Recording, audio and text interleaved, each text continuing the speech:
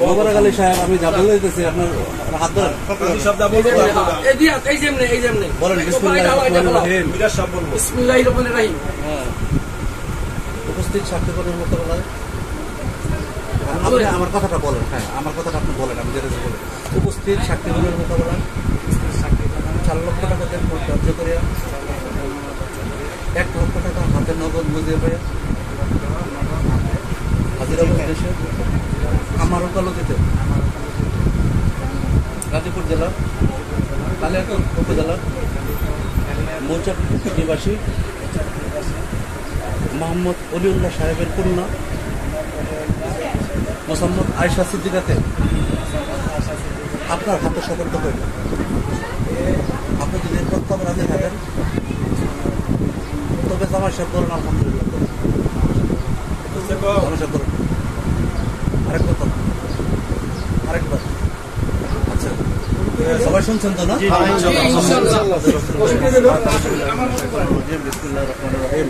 আল্লাহুম্মা সাল্লি আলা মুহাম্মাদ ওয়া আলি মুহাম্মাদ কামা সাল্লাইতা আলা ইব্রাহিম ওয়া আলা ইব্রাহিম ইন্নাকা হামিদুম মাজিদ। মিষ্টি নিয়ে রে খাইয়ে গা তো।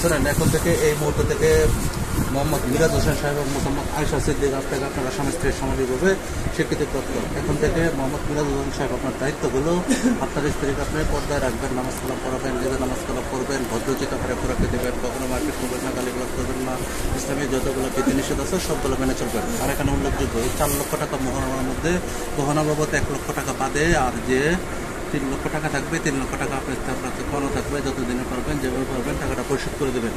অর্থাৎ এই টাকাটা পরিশোধযোগ্য। অর্থাৎ আজ থেকে মোহাম্মদ আয়েশা সিদ্দিকের সকল দায়িত্ব এখন থেকে আপনার উপর অর্পিত করা হলো। যেহেতু আপনার স্বামী, সেহেতু সকল দায়িত্ব মানতে আপনি রাজি আছেন তো? বলুন আলহামদুলিল্লাহ। আলহামদুলিল্লাহ। সবাই দুরূদ করেন, মুরব্বি দোয়া করেন, সবাই দুরূদ করেন।